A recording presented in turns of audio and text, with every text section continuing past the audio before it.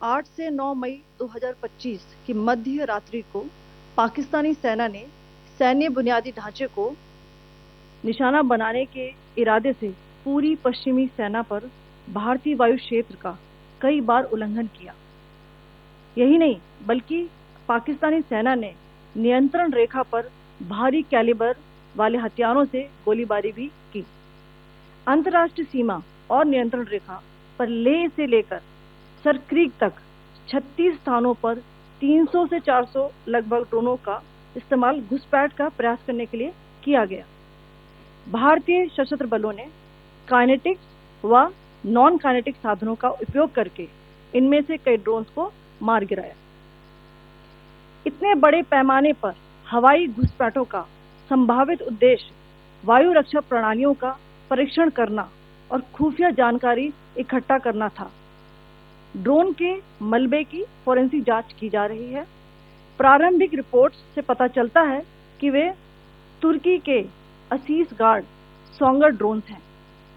इसके उपरांत रात में पाकिस्तान के एक सशस्त्र यूएवी ने भटिंडा सैन्य स्टेशन को निशाना बनाने की कोशिश भी की, जिसे पकड़ा गया और उसे निष्क्रिय कर दिया गया।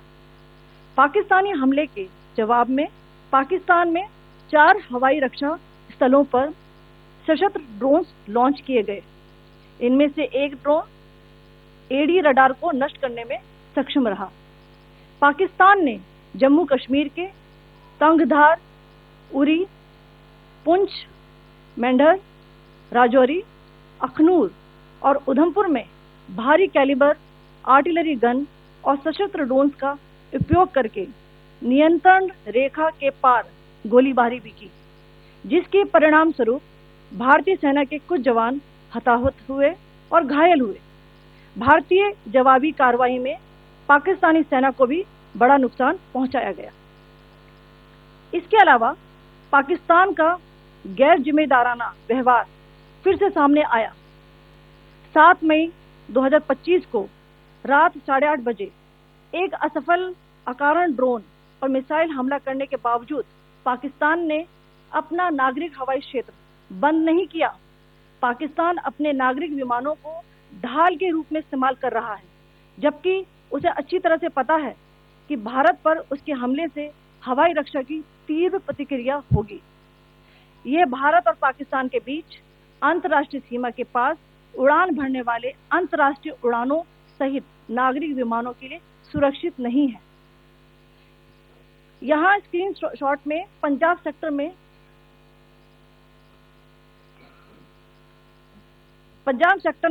हाई एयर डिफेंस अलर्ट स्थिति के दौरान एप्लीकेशन फ्लाइट रडार 24 का डेटा दिखाया गया है।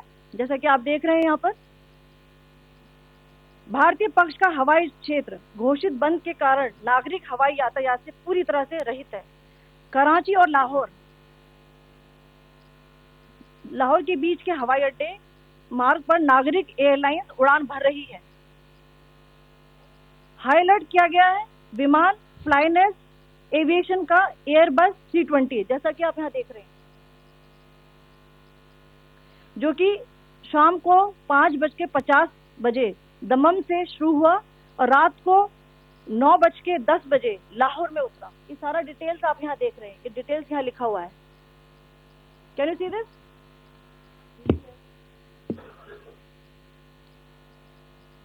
भारतीय वायुसेना ने अपनी प्रतिक्रिया में काफी संयम दिखाया और इस प्रकार अंतर्राष्ट्रीय नागरिक विमान सेवा की सुरक्षा सुनिश्चित की। धन्यवाद। जय Hind.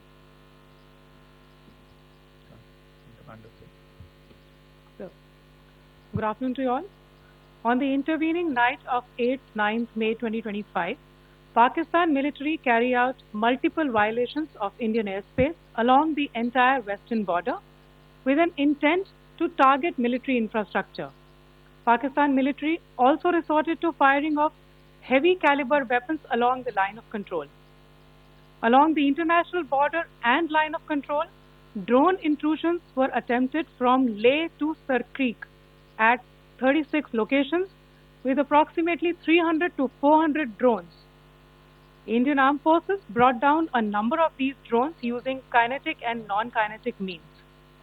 The possible purpose of these large-scale aerial intrusions were to test the AD systems and gather intelligence. Forensic examination of the drone debris is being undertaken. Preliminary reports suggest them to be of Aziz Guard Songa drone of Turkey.